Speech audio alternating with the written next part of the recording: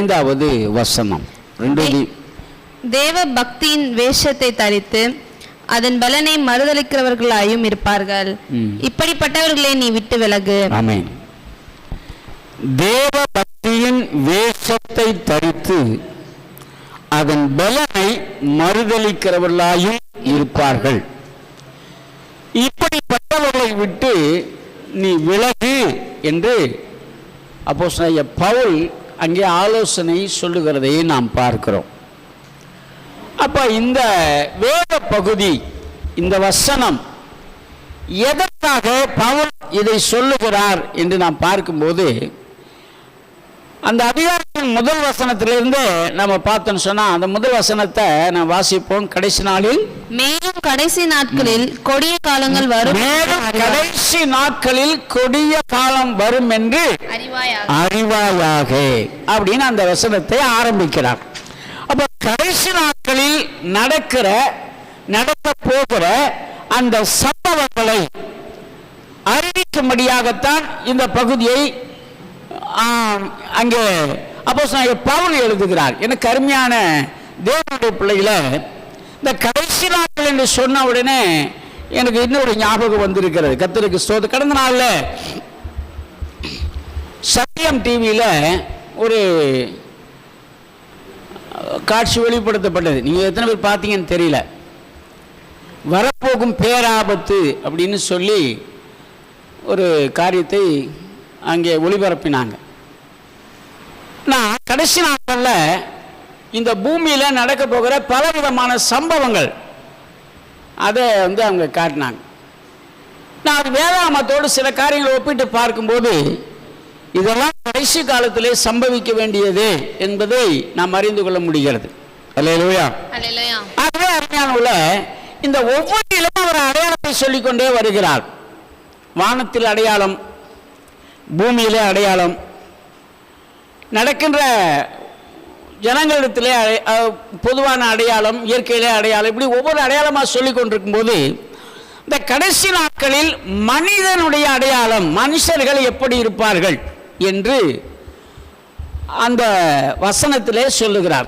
மேலும் கடைசி நாட்களில் கொடிய காலம் வரும் என்று அறிவாயாக, எப்படி எனில் மனுஷர்கள் அப்படின்னு ஆரம்பிக்கிறார். அப்ப மனுஷன் எப்படி இருப்பான் அப்படின்னு தான் அந்த விஷயத்தை சொல்லிட்டு இருக்கிறார். எப்படியெல்லாம் மனுஷர்கள் இருப்பாங்கன்னு சொல்லி, அதில் ஒன்று 5ஆம் வசனம் நம்ம வாசித்த வேத பகுதி, தேவ பக்தியின் வேஷத்தை தரித்து அதன் பலனை மறுதலிக்கிறவர்களாயும் இருப்பார்கள். இப்ப கடைசியில் எப்படியெல்லாம் மனுஷன் இருப்பான்னு சொல்லி அது ஒரு கேரக்டர், ஒரு காரியம். தேவ பக்தியின் வேஷத்தை தரித்து,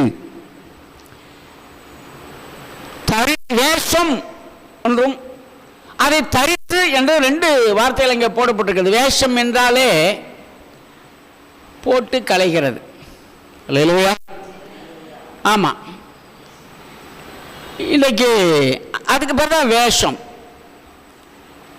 தேவைப்படும் போது அதை போட்டுக்கலாம், பிறகு அதை கலைச்சிடலாம். இன்னும் கொஞ்சம் சொல்ல போனா அதை நாம் போட முடியும், நம்ம வேணாம் சொன்னாலும் அது ஆட்டோமேட்டிக்காக கலைஞ்சு போயிடும். அப்போனா அந்த வேஷம் என்று சொல்லுகிறது ஒரு நிரந்தரமற்றதாக இருக்கு, தற்காலிகமானதாக இருக்கிறது. இங்கே அந்த வேஷம் என்ற வார்த்தையை அந்த தேவ பக்தியோடு ஒப்பிட்டு சொல்லுகிறார். தேவ பக்தியின் வேஷத்தை தரித்து, அதாவது பக்திமானை போல தோற்றமளித்து. வெளித்தோற்றத்தை பார்த்தா பக்திமான். இல்லையா? எங்க வீட்டுக்காரன் கச்சேரிக்கு போனாரு, கச்சேரிக்கு போறாருன்னு ஒரு அம்மா சொன்னாங்களாம். கச்சேரிக்கு என்னத்துக்கு போறாருன்னு தெரியாது, ஆனால் பேர் மட்டும் கச்சேரிக்கு போற. காலையில் கிளம்பி கச்சேரிக்கு போயிடுவார், ஐ மீன் கோர்ட்டுக்கு போயிடுவார். அதே போல இன்னைக்கு அநேக, கர்த்தருக்கு ஸ்தோத்திரம், தேவ பக்தி வேஷத்தை தரித்து கொண்டு ஆலயங்களுக்கு செல்லுகிறது, கோவில்களுக்கு செல்லுகிறது, சபைகளுக்கும் செல்லுகிறது. ஆனால் உண்மையிலே அவர்கள் தேவ பக்தியாக இருக்கிறார்களா என்பது ஒரு கேள்விக்குறியாக இருக்கிறது. அதனால தான் பவுல் அங்கே சொல்றாரு, நிறைய பேர் இன்றைக்கு என்ன செய்யறாங்களாம், கடைசி நாட்களில் தேவ பக்தியை போல காணப்படுவார்கள், ஆனால் உள்ளுக்குள்ளே அதன் பலன், அதனுடைய விளைவு, அதனுடைய ரிசல்ட், அதனுடைய வெளிப்பாடு, அதை மறுதலித்தார்கள். வசனமெல்லாம் நல்லா பேசுவாங்க, பாட்டு பாடுவாங்க, ஆராதனை பண்ணுவாங்க, எல்லாமும் ஓகே. ஆனால் அந்த கனி, அவருடைய வெளிப்பாடு. அன்பான தேவனுடைய பிள்ளைகளே, ஒரு பரிசுத்தவான் இப்படி சொன்னார், நம்ம விசுவாசிகள் நகையெல்லாம் கழட்டி விட்டார்கள், ஆனால் பகையை கழட்டினார்களா என்றால் இல்லை. இன்னமும் என்ன இருக்கு? பகை வீட்டுக்குள்ளே இருக்குது. இவங்களை அவங்களுக்கு பிடிக்காது, அவங்கள இவங்களுக்கு பிடிக்காது, பக்கத்து வீடங்களை நமக்கு பிடிக்காது, நம்ம பக்கத்து வீட, இந்த பகை. தொண்டு தொட்டு என்ன விஷயம்னு நெருங்கி போய் கேட்டால், ஐயா தெரியாதுங்க உங்களுக்கு, அவங்க அப்படி பண்ணிட்டாங்கங்க. எப்போ? 10 வருஷத்துக்கு முன்னாடி. ஆனால் வேதம் சொல்லுகிறது, உங்கள் கோபம் சூரியன் அஸ்தமிக்கு முன்னே தனிய கடவுது. கோபம் வரவே கூடாது தான் வேதம் சொல்லுது. கோபம் பாவம் அப்படின்னு எழுதியிருக்கு. ஒருவேளை ஏதோ மனுஷகத்தில் வந்துட்டா கூட சூரியன் அஸ்தமிக்கும் முன்னதாக, அதாவது பொழுது போகிறதுக்குள்ளே அது என்ன செஞ்சிடுமா? விட்டுறணும், தனிஞ்சு போகணும். நம்ம பாருங்க, எத்தனை வருஷம் ஆனாலும் விட மாட்டேங்க, நான் அதை செய்யாமல் விட மாட்டேன், அப்படி பிடிச்சிட்டு உக்காந்துருக்கா பார்த்தீங்களா? அதுக்கு பேர் தாங்க வேதம் சொல்லுகிறது அந்த அந்த தேவ பக்தியின் வேஷம். அப்போ அருமையான தேவனுடைய பிள்ளைகள, அது போகட்டும் ஒரு பக்கம். ஆனால் நாம் நேரத்துக்கு நம்முடைய ஆண்டோடைய வார்த்தைக்காக நாம் கடந்து வருவோம். அங்கே என்ன சொல்லுகிறார்னா, தேவ பக்தியின் வேஷம் என்று சொல்லுகிறார். அப்படின்னா தேவ பக்தி என்பது நமக்கு இருக்க வேண்டும். தேவ பக்தி நமக்கு தேவை என்று ஆண்டவர் விரும்புகிறார். கர்த்தர் நாமத்துக்கு ஸ்தோத்திரம். லூக்கா சுவிசேஷம் 2ஆம் அதிகாரம் 25ஆம் வசனத்தை வாசிப்போம். 2:25. அப்பொழுது சிமியோன் என்னும் பெயர் கொண்ட ஒரு மனுஷன் எருசலேமில் இருந்தான். அவன் நீதியும் தேவ பக்தியும் உள்ளவனாக இருந்தான். சிமியோன் என்ற ஒரு மனுஷன், இயேசு பிறக்கிறதுக்கு முன்னாடி அந்த நாட்களில் சிமியோன் என்ற ஒரு மனுஷன் இருந்தான். அவன் தேவ பக்தி உள்ளவனாக இருந்தான். ஆகவே இயேசு பிறந்த போது அந்த இயேசுவான குழந்தையை சிமியோன் கையில் அவர்கள் கொடுத்ததாக நாம் பின் நாட்களில் வாசிக்க முடியும். ஆகவே இந்த சிமியோன் தேவ பக்தி உள்ள மனுஷனாக இருந்தான். அப்படியான அருமையான உள்ள தேவ பக்தி என்பது நமக்கு தேவையாக இருக்கிறது. அப்படிப்பட்டவர்கள் இருக்க வேண்டும் என்று தேவன் விரும்புகிறார். நீங்க அப்போஸ்தலர் 10ஆம் அதிகாரம் 2ஆம் வசனத்தை கூட நீங்க வாசித்து பாருங்களேன். 10:2 அவன் தேவ பக்தி உள்ளவனும் தன் வீட்டார் அனைவரோடும் தேவனுக்கு பயந்தவனுமாய் இருந்தான். தேவ பக்தி உள்ளவனும் தன் வீட்டார் அனைவரோடும் தேவனுக்கு பயந்தவனுமாய் இருக்க வேண்டும். இன்னைக்கு கொர்நேலியு என்ற மனுஷனை குறித்து தான் இங்கே சொல்லப்படுகிறது. கொர்நேலியு என்ற மனுஷன் தேவ பக்தி உள்ளவன். அது மட்டும் அல்ல, குடும்பத்தார் அனைவரோடும் தேவனுக்கு பயந்திருக்கிறவன். அல்லேலூயா. தேவ பக்திக்கும் தேவனுக்கு பயந்திருக்கிறதுக்கும் ஒரு சம்பந்தம் இருக்கிறது. கொர்நேலியு தேவ பக்தி உள்ள மனுஷன். அதை எப்படி உறுதிப்படுத்துகிறார் என்றால், தானும் தன் குடும்பத்தார் அனைவரோடும் தேவனுக்கு பயந்திருக்கிறார் ஒரு மனுஷன். இன்றைக்கு அருமையானவர்கள, இன்னைக்கு நாம் தேவனுக்கு பயந்திருக்கிற ஒரு அனுபவம் நமக்குள்ள இருக்கிறதா என்றால் யோசிக்க வேண்டிய விஷயமாகத்தான் இருக்கிறது. ஏன்னா தேவனுடைய வார்த்தை என்ற அளவிற்கு நாம் கனம் கொடுப்பது கிடையாது. தேவனுடைய பிரசன்னம், தேவனுடைய சமூகம், அதற்கு நாம் கனம் கொடுப்பது கிடையாது. மற்றவர்களுக்கு கொடுக்கின்ற அந்த முக்கியத்துவத்தை, மற்றவர்களுக்கு கொடுக்கின்ற கனத்தை, மற்ற நேரங்களில் இடங்களுக்கு கொடுக்கின்ற காரியங்களை நாம் தேவ சமூகத்துக்கு கொடுப்பது மிக குறைவு, கொடுக்க இல்லை என்று நாம் சொல்ல முடியும். என்ன நினைக்கிறோம்? பார்த்துக்குவாங்க, பின்னாடி எப்போ வேணா பார்த்துக்குவாங்க, ஜெபம் அப்புறம் பார்த்துக்கலாம். அன்பான தேவனுடைய பிள்ளைகளே, கர்த்தருடைய காரியங்களை நாம் ஒருபோதும் அசதியாக செய்யக்கூடாது. வேதம் சொல்லுகிறது, கர்த்தருடைய வேலையை அசதியாய் செய்கிறவன் சபிக்கப்பட்டவன். எந்த ஒரு காரியத்தையும், தேவனுக்கு அடுத்த காரியங்களை, தேவ பக்திக்குரிய காரியங்களை, தேவனுடைய ஆலயத்துக்குரிய காரியங்களை நாம் அசதியாய் செய்யாமல் எப்படி செய்யணுமா? ஜாக்கிரதையாய் செய்ய வேண்டும். அல்லேலூயா. ஏன்னா அது பயபக்திக்குரியவன். அதனால தான் இங்கே கொர்நேலியை குறித்து சொல்லப்படுகிறது. கொர்நேலியு தேவ பக்தி உள்ளவனாய் இருந்தான். அவன் குடும்பத்தாரோடு கூட தன் வீட்டாரோடு கூட தேவனுக்கு பயப்படுகிறவனாய் இருந்தான். அப்படியானால் அருமையான தேவனுடைய பிள்ளைகளே, இந்த காலை வேளையில நமக்கு தேவையானது தேவ பக்தி. கர்த்தருக்கு பிரியமாக நாம் வாழ வேண்டும். தேவ பக்தி உள்ள மனுஷனாய் இருக்க வேண்டும். தேவ பக்தி உள்ள மனுஷனாய் இருப்பதற்கு ஒரு இலக்கணம், அது கர்த்தருக்கு பயப்படுகிற பயம். கர்த்தருடைய காரியம்னா பயத்தை, ஏன்னா பயத்துடனே கர்த்தருக்கு ஆராதனை செய்து ஆனந்த சத்தத்தோட அவர் சன்னதி முன். இன்னொரு இடத்துல சொல்லியிருக்கு, அவருடைய வசனத்துக்கு நடுங்குகிறவனை நான் நோக்கி பார்ப்பேன். பாருங்க, பைபிள் வசனத்துக்கு வேதத்துக்கு நாம் என்ன செய்யணுமா? பயப்பட நடுங்குனா அப்படியே அப்படி இல்லை, அதற்கு நாம் கீழ்ப்படிய கற்றுக்கொள்ள வேண்டும். அல்லேலூயா. மற்ற வார்த்தைகளை போல நம்ம தேவனுடைய வார்த்தையை பார்க்கக்கூடாது. ஒரு மனுஷனுடைய வார்த்தையை வேணா நம்ம என்ன செய்யலாம்? தூக்கி போட்டலாம், செய்யாமல் விட்டுறலாம். ஆனால் தேவனுடைய வார்த்தை என்பது இது தேவனிடத்திலிருந்து வருகின்ற வார்த்தை. அல்லேலூயா. ஆமென். தேவனுடைய வாயிலிருந்து புறப்பட்ட வார்த்தை. இந்த வார்த்தை கனமுள்ள வார்த்தை. இந்த வார்த்தையில வல்லமை இருக்கிறது. கர்த்தருக்கு ஸ்தோத்திரம். நான் ஏற்கனவே சொல்லியிருக்கிறேன் உங்களுக்கு, தேவன் எல்லாவற்றையும் தம்முடைய வார்த்தையினாலே செய்கிறார். ஆமென். ஆமா, இவ்வளோ பெரிய பூமியை உண்டாக்குவதற்கு தேவன் பயன்படுத்தின ஒரு மெஷின் அல்ல, ஒரு எந்திரம், ஒரு ஆயுதம் என்னன்னு சொன்னா அது தேவனுடைய வார்த்தை. அல்லேலூயா. அப்போ போய் யோசித்து பாரு, கற்பனைக்கு எட்டாத விஷயம். இவ்வளோ பூமி நம்மளால பார்க்கவே முடியாது. ஒருமையா முழு பூமியை நம்ம எப்பயா பார்த்துருக்க முடியுமா? முடியாது. பூமியின் ஒரு பகுதியை தான் நம்மளால் பார்க்க முடியும். ஆனால் ஒட்டுமொத்த பூமியையும் தேவன் தம்முடைய வார்த்தையினாலே உண்டாக்கினார். அப்படின்னா இந்த பூமியை விட தேவனுடைய வார்த்தை பெரியது. விசுவாசிக்கிறீங்களா? அல்லேலூயா. ஆமா, கர்த்தருடைய பிள்ளைகளே, அந்த வார்த்தையிலே ஜீவன் இருக்கிறது. அந்த வார்த்தை தான் நம்மை ஆசீர்வதிக்கிறது. அந்த வார்த்தை தான் நம்மை உயர்த்துகிறது. ஆகவே தேவனுக்கு பயப்படுகிற தேவனுடைய வார்த்தைக்கு பயப்படுகிற பயம் என்பது அவசியமான ஒன்றாக இருக்கிறது. இன்றைக்கு அதை நாம் கற்றுக்கொள்ள வேணும். கர்த்தருக்கு ஸ்தோத்திரம். அந்த கொர்நேலியுடைய தேவ மனுஷன் அவன் தேவ பக்தி உள்ளவனாக இருந்து மாத்திரமல்ல, தேவனுக்கு பயப்படுகிறவனாக இருந்தான். அன்பானவர்களே, அப்போ தேவ பக்தி அப்படின்னா எதை குறித்து நம்ம தேவ பக்தின்னு சொல்ல முடியும் அப்படின்னு சொல்லி நம்ம வேதாகமத்தை பார்க்கும்போது வாசிங்க. 1 தீமோத்தேயுவின் புஸ்தகத்தில் 2ஆம் அதிகாரம் 9 12 வசனம் வரை, 12ஆம் வசனம் வரைக்கும் வாசிங்க. ஸ்திரீகளும் மயிரை பின்னுதலினாலாவது பொன்னினாலாவது முத்துகளினாலாவது விலையேற பெற்ற வஸ்திரத்தினாலாவது தங்களை அலங்கரியாமல் தகுதியான வஸ்திரத்தினாலும் நாணத்தினாலும் தெளிந்த புத்தியினாலும் தேவ பக்தி உள்ளவர்கள் என்று தேவபக்தி உள்ளவர்கள் என்று சொல்லிக் கொள்ளுகிற ஸ்திரீகளுக்கு ஏற்றபடியே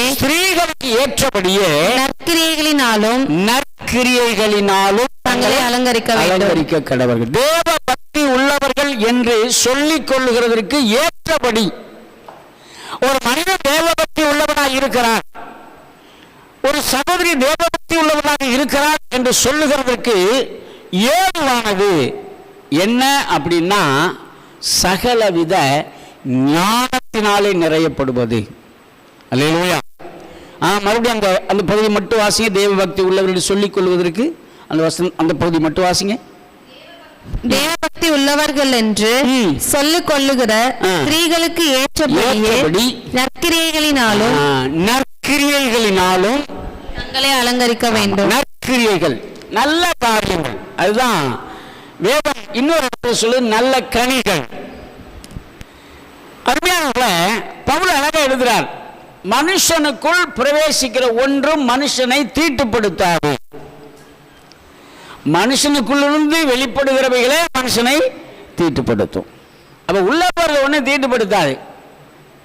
அதனால்தான் உங்களுக்கு முன் வைக்கிற யாவையும் ஸ்தோத்திரத்தோடு புஷி. பழைய பாட்டில் காலத்தில் ஒரு எக்ஸெக்ஷன் இருக்கிறது, இதை சாப்பிடலாம் இதை சாப்பிடக்கூடாது அப்படின்னு சொல்லிட்டு ஒரு கட்டுப்பாடு வைத்திருக்கிறார்கள்.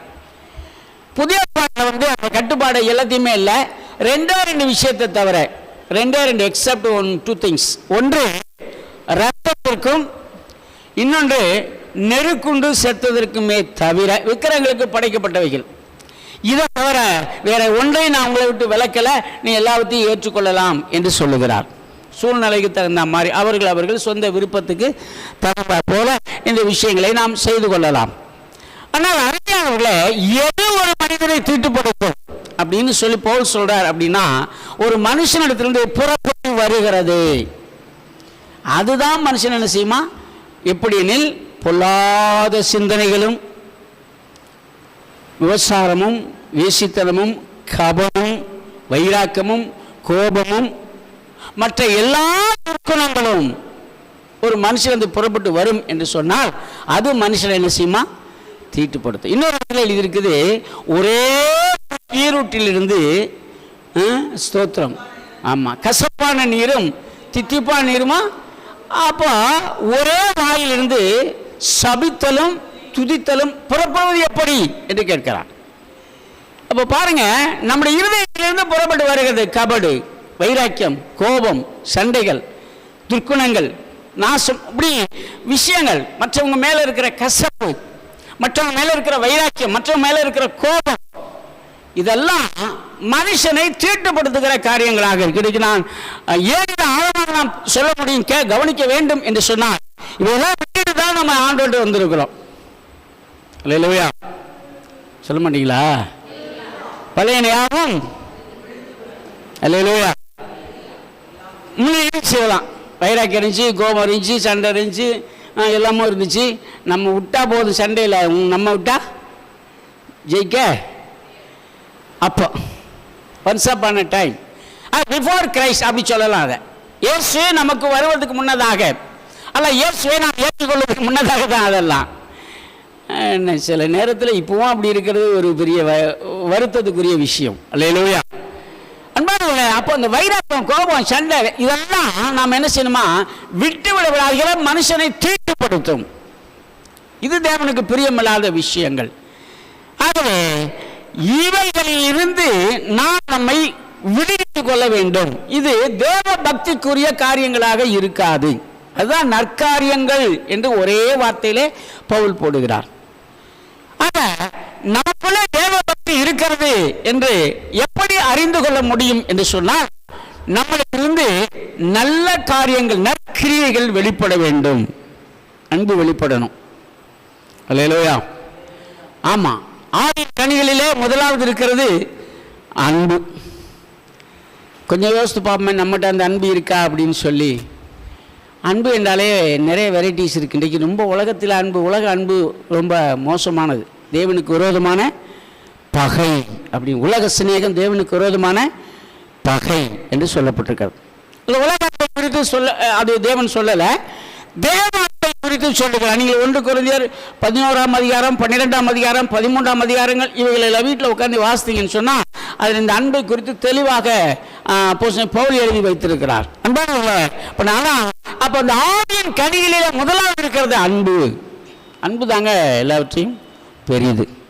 அன்பு தான் நிலைத்திருக்கிறதுனே போடப்பட்டிருக்கிறது. பரலோகத்திலும் சரி பூமியிலும் சரி நிலைத்திருக்கிறது அன்பு மாத்திரமே. அந்த அன்பு நமக்குள்ளே இருக்கணும். கர்த்தருக்கு ஸ்தோத்திரம். சில நேரங்களில் அன்பு இருக்கிறதுக்கு பதிலாக அம்பு இருக்குது. அன்புக்கும் அம்புக்கும் வித்தியாசம் இருக்குல்ல. அன்பு சமாதானப்படுத்தும், அன்பு ஆசீர்வதிக்கும், அன்பு எல்லாத்தையும் சாகி. அது ரொம்ப தெளிவாக எழுதுகிறார் பவுல். நீங்கள் வீட்டில் உட்காந்து வாசிங்க, இது இப்போ சொல்லியிருக்க வேணாம். நீங்கள் வீட்டில் உட்காந்து வாசிங்க. நான் என்ன சொல்கிறேன், வேத வசனத்தை வாசித்து அந்த வேத வசனத்தையும் நம்மையும் ஒப்பிட்டு பார்க்க வேண்டியது அவசியம். நான் அப்படி தான் செஞ்ச ஒரு காலத்தில், இப்பவும் அப்படி தான் கர்த்தருடைய கிருபையில் செய்கிறேன். சில நேரங்களில் சில வசனங்கள் எனக்கு ஒப்பாததாக இருக்கும்.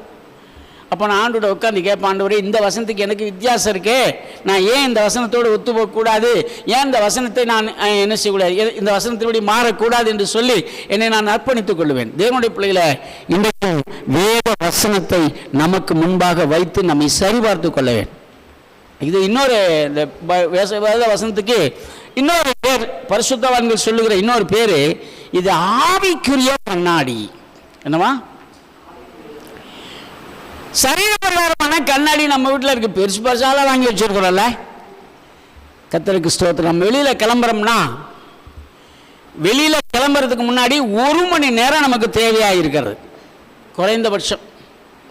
கண்ணாடிக்கு முன்னாடி தேவைதாங்க. நான் என்ன சொல்கிறேன், அப்படியே பப்பரக்கான்னு போக முடியாதுல்ல. கண்டிப்பாக நிற்கணும், கண்டிப்பாக போகணும், நம்ம பார்க்கணும். நாம் எப்படி, ஏன்னா அந்த கண்ணாடி எதை சொல்லுகிறது அப்படின்னா, நம்முடைய புறத்தோற்றம், நம்முடைய மேற்தோற்றம், நம்முடைய உருவம், இவைகள் எப்படி இருக்கிறது என்பதை அது நமக்கு காண்பிக்கிறது. அதெல்லாம் பார்த்து சரி பண்ணிக்கிறோம். இங்கே சரி பண்ண, இங்கே பண்ண, எல்லாம் இப்படி எல்லாம் ஓகே, எல்லாம் சரி பண்ணி நல்லது. அதே போல நம்முடைய உள்ளான மனுஷன், பவுல் எழுதுறாருல, உள்ளான மனுஷன், அந்த உள்ளான மனுஷன் ஆன்மா, ஆத்துமா, அது எப்படி இருக்கிறது என்பதை நமக்கு வெளிப்படுத்துகிறது தான் பரிசுத்த வேதாகமம். அல்லேலூயா. அதுதான் ஒரு ஆவிக்குரிய உன் ஆத்மா எப்படி இருக்குன்னு சொல்லி நீ பைபிளை வாசித்தா தெரியும். உன் ஆவிக்குரிய வாழ்க்கை எப்படி இருக்கிறது என்று நீ வேதத்தை வாசித்தால் தெரியும். நீ தேவனுடைய பார்வையில் எப்படி இருக்கிறாய் என்பதை வேதத்தை வாசித்தால் தெரியும். ஒரு காலத்தில் நான் அப்படிதான் பண்ணினேன். கர்த்தருக்கு ஸ்தோத்திரம். நான் 3 தலைமுறை கிறிஸ்தவ குடும்பம். எங்கள் தாத்தா பேர் வேளாங்கண்ணி, எங்கள் அப்பா பேர் தாமஸ், எனக்கு ஒரு ப்ரௌடு. நாங்கள்லாம் அப்போவே கிறிஸ்தவங்க ஐயா. யாராவது என்னை இயேசுவை பற்றி சொன்னாங்க, யார்கிட்டயாவது போய் சொல்லுங்கப்பா, நாங்கள்லாம் அப்போவே கிறிஸ்தவங்க. அந்த நிலையில தான் என்ன ஒரு நாள் ஆண்டவர் என்கிட்ட பேசினார். கர்த்தருக்கு ஸ்தோத்திரம். மலை பிரசங்கத்தை நான் வாசிக்கும் போது பரிசுத்த ஆவியானவர் என்னோட இடைப்பட்டு பேசினாரு. பா, இந்த வார்த்தைக்கும் உனக்கும் என்ன சம்பந்தம், நீ ஒரு கிறிஸ்தவன்னு உன்னை சொல்லிக்கிறியன்னு கேட்டார். அப்போதான் எனக்கு சொரணையே வந்துச்சு. அல்லேலூயா. சிலருக்கு வேத வசனத்தை கேட்டால் கூட சொரணா வர மாட்டேங்குது. என்னதான் நீ பேசு, அல்லேலூயா, என்னத்தையும் நிறுத்தின கதையாக தான் அது.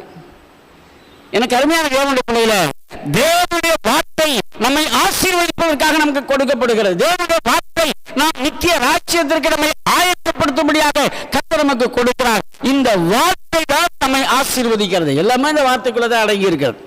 எந்த அளவு கர்த்தருடைய வசனத்துக்கும் வார்த்தைக்கும் உங்களுடைய இருதயத்தை ஒப்பு கொடுக்கிறீர்களோ, சமர்ப்பிக்கிறீர்களோ, அந்த அளவுதான் கர்த்தருடைய ஆசீர்வதிக்க முடியும். அல்லேலூயா. நான் ஒப்பு கொடுக்கலன்னா அதை பற்றி அவருக்கு வருத்தம் இல்லை, துக்கப்படுவார். என்னென்ன பிள்ளை இப்படி போயிட்ட அப்படின்னு சொல்லி கொஞ்சம் கஷ்டப்படுவார். ஆனால் முழு நஷ்டம் நமக்கு தான். அதனால் அருமையானவர்களே, நாம் தேவனுடைய வார்த்தைக்கு நம்மை ஒப்பு கொடுப்போம். தேவ பக்தினா அதுதான். கர்த்தருக்கு கனம் கொடுக்கிறதும் கர்த்தருடைய வார்த்தைக்கு கனம் கொடுக்கிறது தான் உண்மையான தேவ பக்தியாக இருக்கிறது. அந்த பக்தியை, அந்த காரியங்களை வெளிப்படுத்துகிற விஷயங்கள், நம்மளுக்கு வெளிப்படுத்துகிற அந்த கிரியைகள், செயல்பாடுகள், இதுதான் தேவ பக்தியை வெளிப்படுத்துகிறது. இரண்டாவதாக நான் வாசித்து பார்ப்போம். கர்த்தருக்கு ஸ்தோத்திரம். தீத்துவின் புஸ்தகம் 1ஆம் அதிகாரம், தீத்துக்கு எழுதின நிருபம் 1ஆம் அதிகாரம் 3ஆம் வசனமும் 4ஆம் வசனமும் வாசிப்போம்.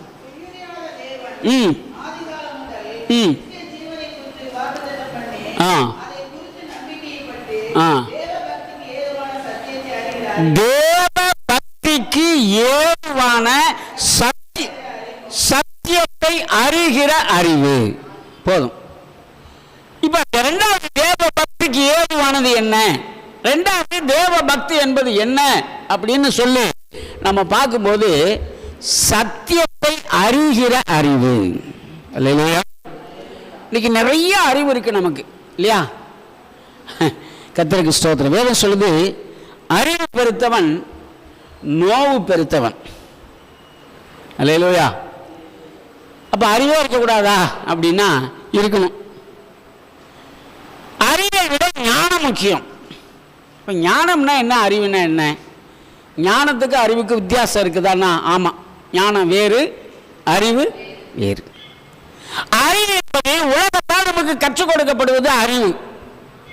ஞானம் தேவன் நமக்கு கொடுப்பது ஞானம். அல்லேலூயா. இந்த ஞானத்துக்குள்ள அறிவும் உள்ளே இணைந்திருக்கிறது. அப்போ ஞானமே முக்கியம் அப்படின்னு வேதம் சொல்லுது. சாலமோன் ஞானியாய் ஞானம் உள்ளவனாய் இருந்தான். அதனால தான் அவன் ராஜ்யம் ஆசீர்வாதமாக இருந்தது. சாலமோனை குறித்து உலகம் முழுவதுமாக இன்றைக்கு அறிந்திருக்கிறார்கள் என்று சொன்னால், கர்த்தர் அவனுக்கு ஞானத்தை கொடுத்தார். அவரை தான் கேட்டார் அவனுடைய சமூகத்தில். அவர் அரசாட்சியை ராஜாவாக பொறுப்பேற்கும் முன்னதாக தேவ சமூகத்தில் ஜெபம் பண்ணாராம். அப்போ கர்த்தர் கேட்ட, உனக்கு என்ன வேணும் சொல்லு. அவர் கேட்டது, ஆண்டவரே உம்முடைய ஜனங்களை நடத்தும்படியான ஞானத்தை எனக்கு தாரும் என்று கேட்டார். அல்லேலூயா. நம்ம இப்போ என்ன நம்மளாம் கேட்குறோம்ல, இப்படி தான் நான் ஒரு இதில் சொன்னேன், சாலமோன் ஞானத்தை கேட்டார் நம்ம அப்படின்னு சொல்லி. அப்போ ஒரு தம்பி சொன்னார், பாஸ்டர் யாருக்கு என்ன இல்லையா அதானே கேட்பாங்க அப்படின்னார். அல்லேலூயா. உங்களுக்கு இல்லை நீங்கள் கேட்டீங்க, எங்களுக்கு நிறையா இருக்கப்பா. சரி, பத்திரமா வச்சுக்கோங்க, ஆண்டவருக்கு நாமத்துக்கு மேம்புண்டாகட்டும். எப்படியோ ஞானத்தை அந்த சாலமோன் கேட்டாரு, கர்த்தர் நினைச்சிட்டாராம், நீ கேட்ட ஞானத்தையும். அல்லேலூயா. What happen? அல்லேலூயா. ஞானத்தை கொடுத்தார், ஞானத்தோடு கனத்தையும் மகிமையையும் ஐஸ்வர்யத்தையும் சேர்த்து கொடுத்தார். அல்லேலூயா. அதனால தான் ஆண்டவர், நம்ம ஆண்டவரை பார்த்து இன்னொரு வார்த்தை சொல்கிறாங்க, கேட்டதையும் கொடுப்பார், கேளாததையும் கொடுப்பார். அல்லேலூயா. அதுவே எனக்கு பிரியமான கர்த்தருடைய பிள்ளைகள், எப்படியோ இந்த சத்தியத்தை அறிகிற அறிவு, இது ரொம்ப முக்கியம். உலக ஞானம், உலக அறிவுங்கிறதெல்லாம் இருக்கட்டுங்க, நிறையா இருக்குது, படிச்சுட்டா வந்துடும், நிறைய அறிவு வரும். கர்த்தருக்கு ஸ்தோத்திரம். ஆனால் தேவ ஞானம், தேவ சமூகத்தில் காத்திருக்கும் போது தேவனுடைய ஞானத்தை பெற்றுக்கொள்ள முடியும். அது இந்த ஞானம் எங்கிருந்து கிடைக்கிறதுன்னு சொன்னால், சத்தியத்தை அறிந்து கொள்ளும் போது தான் கிடைக்கிறது. சத்தியம். அல்லேலூயா. இன்னைக்கு சத்தியம் என்றாலே நமக்கு ஒத்துக்கிறது இல்லை, பிடிக்கிறது இல்லை. வசனம் என்றாலே பிடிக்கல, வசனம் வாசித்தா கொஞ்சம் வசனமாக தான் இருக்குது. அல்லேலூயா. சொல்ல மாட்டீங்கன்னு நினைக்கிறேன். அல்லேலூயா. கர்த்தருக்கு ஸ்தோத்திரம். அன்பானவர்களே, அப்ப தேவனுடைய வார்த்தை, தேவனுடைய வசனம், ஆமாம், சங்கீதக்காரன் சொல்கிறான், கர்த்தருடைய வேதத்தில் பிரியமாயிருந்து இரவும் அவள் பகலும் அவருடைய வேதத்தில் தியானமாக இருக்கிற மனுஷன் பாக்கியவான். கர்த்தருடைய வேதத்திலே பெரும். சாலமோன் சொல்கிறாரு, இந்த வேத வசனத்தை குறித்து சொல்லும்போது, கர்த்தருடைய வசனம் தேனிலும் தேன் கூட்டிலிருந்து ஒழுகும் தெளிதேனிலும் மதுரமுள்ளதாக இருந்துக்கும். பார்த்தீங்களா? தேனிலும் தேன் கூட்டிலிருந்து ஒழுகிற தெளிதேன். தெளிதேன் என்னென்னு அர்த்தம் அப்படின்னா, தேன் கூடு ஃபுல்லாக நிரம்பி அப்படியே சொட்டும். இங்கே பார்த்துருக்கலாம், மலைகளிலே அல்லது காடுகளிலே மரங்களிலே பெரிய பெரிய தேனாக அவ்வளோ பெருசு இருக்கும். அது பக்கத்தில் கீழே பார்த்தா அப்படியே சொட்டிக்கிட்டே இருக்கும் தேன். அப்போ அடை ஃபுல்லாக அந்த தெளிதா, அதான் தெளிதேன்னு சொல்கிறாரு. வசனம் தேனை விட, தேன் கூட்டிலிருந்து ஒழுகிற தெளிதானை விட மதுரம் உள்ளதாக இருக்காது, அதை விட ஸ்வீட்டாக இருக்குமா அந்த வசனம். அதை குறித்து நமக்கு ஒரு விருப்பம், அந்த வசனத்தை குறித்து நமக்கு ஒரு விருப்பம். காலையில் எத்தனை பேர் விருப்பத்தோடு பைபிளை வாசிக்கிறீங்க? எந்திரிச்சு எப்படியாவது பைபிளை வாசிக்கணும் அந்த விருப்பத்தோடு. சில நேரத்தில் கட்டாயத்தோடு வாசிப்பாங்க. பாஸ்டர் இதில் அப்பா சொன்னார், வசனம் பைபிள் படித்தேன்னு கேட்பார், அம்மா சொன்னாங்க கேட்பாங்க, இல்லை பாஸ்டர் சொன்னார் கேட்பார். இப்படி அந்த மாதிரி இல்லை. எனக்கு இன்றைக்கு தேவன் என்னோடு கூட பேச விரும்புகிறார், எதை பேச விரும்புகிறார் என்பதை நான் அறிந்து கொள்ள வேண்டும் என்பதற்காக எத்தனை பேர் அந்த பைபிளை வாசிக்கிறோம்? அன்பான தேவனுடைய பிள்ளைகளை, ஆனால் சங்கீதக்காரர் அழகாக சொல்கிறான், கர்த்தருடைய வேதத்திலே பிரியமாக இருந்து. First you love the Bible. அது மேலே நமக்கு ஒரு விருப்பம் இருக்கணும், அதுக்கு மேலே ஒரு அன்பு இருக்கணும். கர்த்தருக்கு ஸ்தோத்திரம். இது என்னுடைய வேதம், எனக்கு தேவன் எழுதி கொடுத்த வேதம். ஆனால் ஆண்டவர் சொல்கிறாரு, கர்த்தருக்கு ஸ்தோத்திரம், நான் தேவனுடைய வார்த்தை, மகத்துவமான வார்த்தைகளை நான் அவர்களுக்கு எழுதி கொடுத்தேன், அவர்களோ அதை அந்நிய காரியமாக பார்க்கிறார்கள். யாருக்கோ எழுதி கொடுத்தது எனக்கு இல்லை அப்படி பார்க்கிறார் என்று சொல்லுகிறார். இந்த அன்பானவர்களே, இது நாம் அந்த வேதத்தை நம்மது, என்னுடையது, எனக்கு தேவன் கொடுத்தது என்று பார்க்கிறோமா, அல்ல யாருக்கோ எழுதி கொடுத்தது என்று பார்க்கிறோமா என்பதை நாம் கவனிக்க வேண்டும். கர்த்தர் நாமத்துக்கு ஸ்தோத்திரம். இதுக்கு பேர் தாங்க தேவ பக்தி.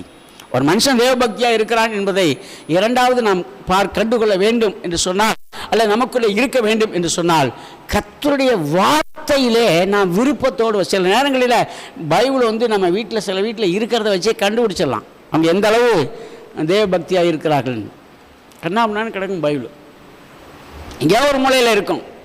ஞாயிற்றுக்கிழமை காலையில் எந்திரிச்சு பைபிளை வேகமாக தேடுவோம், எங்கப்பா என் பைபிள், எங்கப்பா எங்கள் பைபிள். இப்போ போன வாரம் தானே கொண்டு வந்து வச்சேன், ஞாயிற்றுக்கிழமை கொண்டு வந்து வச்சேன், இப்போ வரைக்கும் பைபிளை காணும், எங்கேன்னு பைபிள் எங்கே தேடி. அந்த மாதிரி சில இடங்களில் ஸ்தோத்திரம் பத்திரமா மூடி பரணையில் அல்லது ஏதோ கபோர்டில் மூடி வச்சுருப்போம்.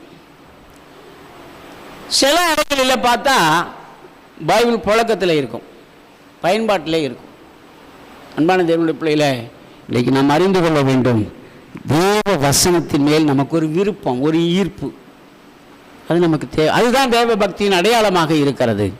மூன்றாவது வாசிங்க, 1 தீமோத்தேயு புஸ்தகத்திலே 6ஆம் அதிகாரம் 5ஆம் வசனமா 6ஆம் வசனமா 1 தீமோத்தேயு 5:6 6 கெட்ட சிந்தை உள்ளவர்களும் 6ஆம் அதிகாரம் 5:6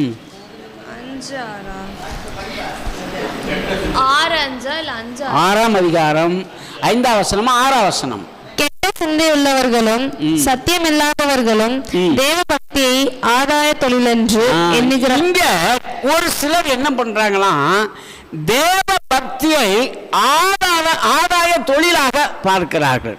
இதைத்தான் நான் உங்களுக்கு ஏற்கனவே முடிச்சு சொன்னேன். கலர் கலராக, மாதத்திற்கு ஒரு கலர், அல்ல ஊருக்கு ஒரு கலர், இப்படி கலர் கலராக என்ன செய்றாங்க, தேவ பக்தியை வெளிப்படுத்துறாங்க. இதைத்தான் பவுல் சொல்றாரு, ஆதாய தொழிலாக அவர்கள் அதை பயன்படுத்துகிறார்கள்.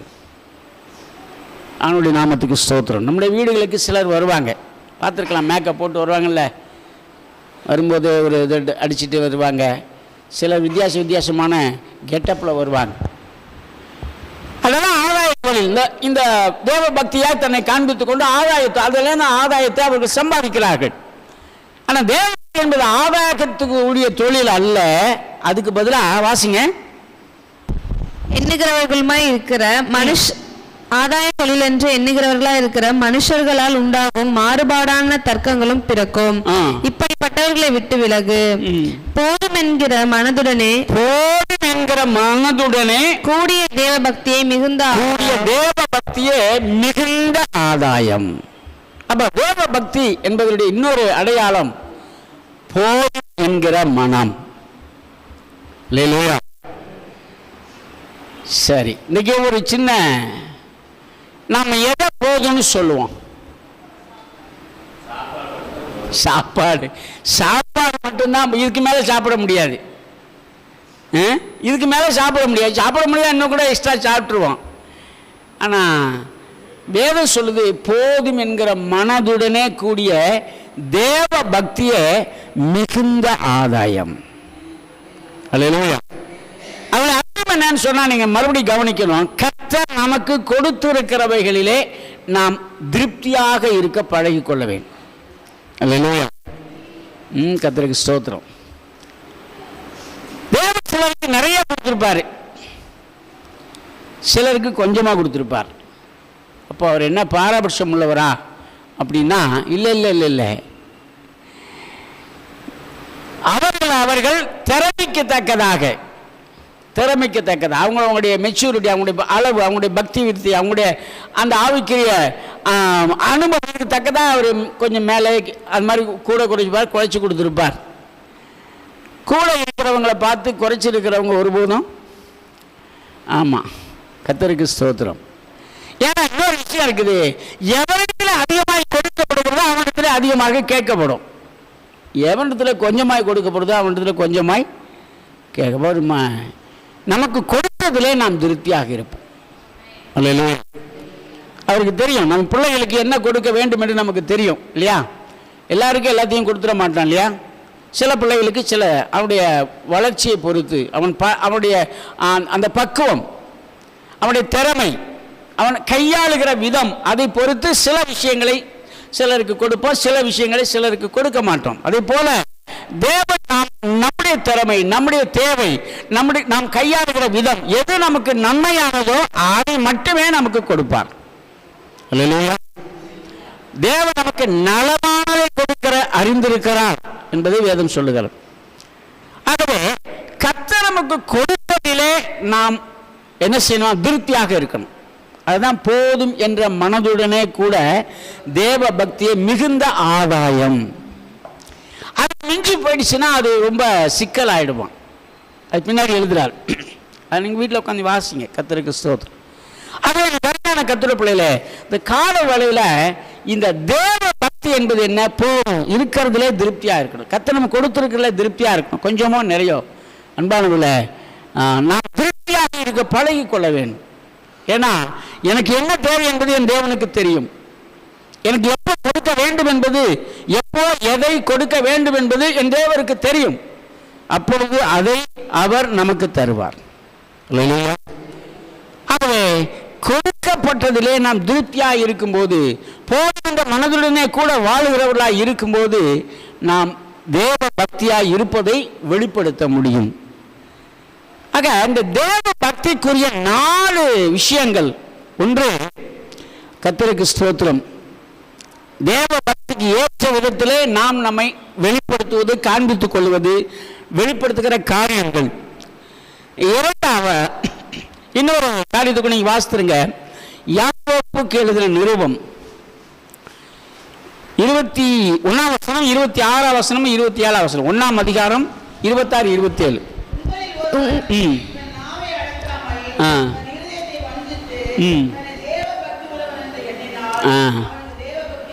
இல்ல, ஒருவன் தன் நாவை அடக்காமல் சௌரியத்துக்கு பேசிட்டு அவன் நான் தேவ பக்தி உள்ளவன் என்று சொன்னா அந்த தேவ பக்தி விருதாவா இருக்கு, வீணா இருக்குமா. அது தேவ பக்தி இல்லை என்று சொல்லுகிறார்.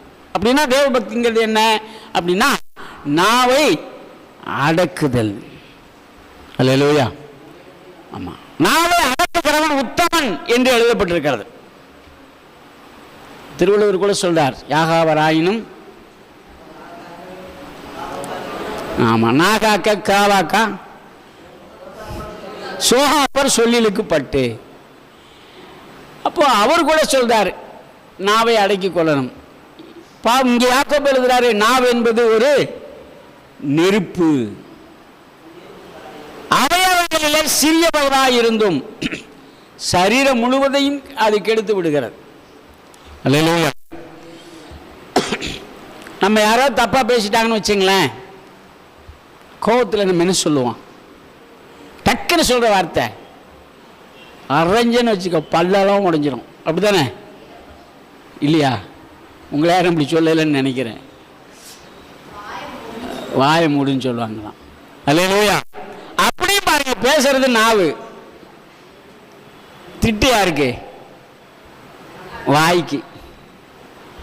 அந்த பக்கம் பார்த்தா பேசினது நாவு, பாதிப்பு பல்லுக்கு. அங்கேயும் தப்பு செய்து பாருங்க. நாவு பொல்லாத நாவு, ரொம்ப ஜாக்கிரதையா இருக்கணும் நாவுகிட்டே. அது ஒரு மனிதனுடைய ஆயுள் சக்கரத்தை கொளுத்து விடுகிறது என்று வேதம் சொல்லுகிறது. அதனால நாவை அடக்குகிறவன் உத்தமன். நாவை அடக்குகிறவன் தான் பக்தி உள்ளவனாக இருக்கிறான், தேவ பக்தி உள்ளவனாக இருக்கிறான்.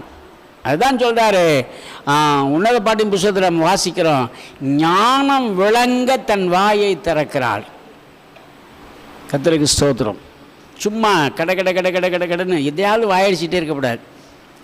அமைதலாக இருக்க கற்றுக்கொள்ள வேண்டும். அமைதலாக இருக்க கற்றுக்கொள்ள வேண்டும். கர்த்தருக்கு ஸ்தோத்திரம். எனக்கு அன்பானவர்களே, அப்போ அதுதான் தேவ பக்தி என்பதாக நம்ம இந்த வேதத்தில் வாசிக்கிறோம். இப்போ அப்படி இருந்தால் நமக்கு என்னங்க கிடைக்கும்? 2வது விஷயத்தை சொல்லி நம்ம ஜோம் பண்ண போகிறேன். கர்த்தருக்கு ஸ்தோத்திரம். 2 பேதுரு புஸ்தகம் 2ஆம் அதிகாரம் 9ஆம் வசனமும் 10ஆம் வசனமும். 2 பேதுரு 2ஆம் அதிகாரம் 9, 10. கர்த்தர் தேவ பக்தி உள்ளவர்களை சோதனையில் நின்று ரட்சிக்கவும், ஆமா, சோதனையில் இருந்து ரட்சிக்கவும், அக்கிரமக்காரரை ஆக்கினைக்குள்ளானவர்களாக நியாய தீர்ப்பு நாளுக்கு வைக்கவும் அறிந்திருக்கிறார்.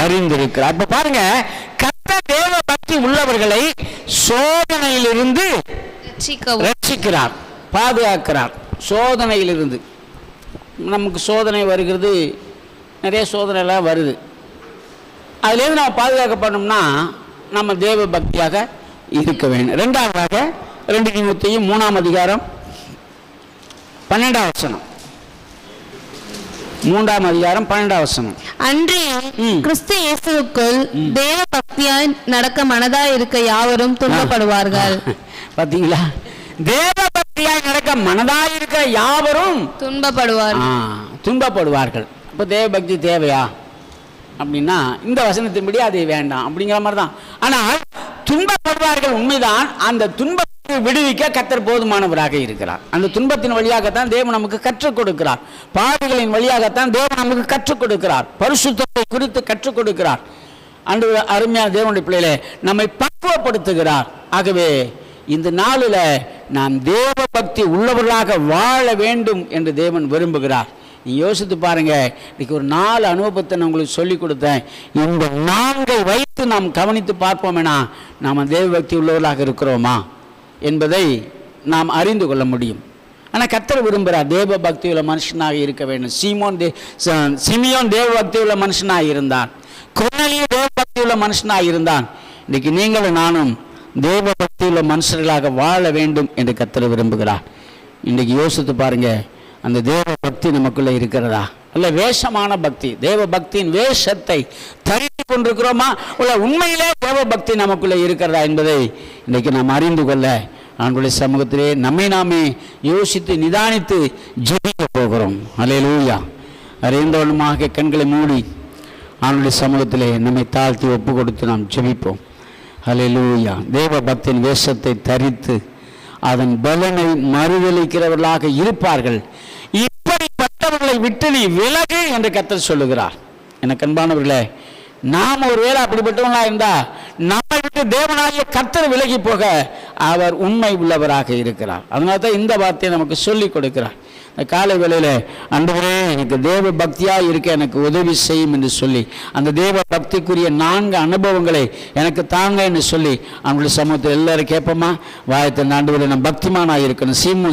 சிமியோனை போல, கொர்நேலியுவை போல ஒரு பக்தியுள்ள மனுஷனாய் இந்த உலகத்தில் நாங்கள் வாழ வேண்டும் ஆண்டவரே, அதற்கு எனக்கு உதவி செய்யும் என்று சொல்லி எல்லாரும் கேட்போம். கர்த்தர் ஆசீர்வதிப்பார். சர்வவல்லமையுள்ள பிதாவே மீ ஸ்தோத்திரிக்கிறோம் ஆண்டவரே. இந்த நல்ல ஜெபத்துக்காக ஆராதனை வேலைக்காய் மீ ஸ்தோத்திரிக்கிறோம். இந்நாளில் அப்பா ஸ்தோத்திர தேவ பக்தி உள்ளவர்களாக நீர் எங்களை மாற்றும்படி நாங்கள் வேண்டிக் கொள்கிறோம் ஆண்டவரே. வெறுமையாக அல்ல, வெளிவேஷமாக அல்ல, பார்வைக்காக அல்ல, உண்மையிலே எங்கள் இருதயத்தின் ஆழத்திலே ஆண்டவரே உள்ளான மனுஷனே எங்கள் சொந்த வாழ்க்கையிலே நாங்கள் தேவ பக்தி உள்ளவர்களாக இந்த உலகத்தில் வாழ கர்த்தர் இறக்க செய்ய முடியாது நாங்கள் ஜெபிக்கிறோம்.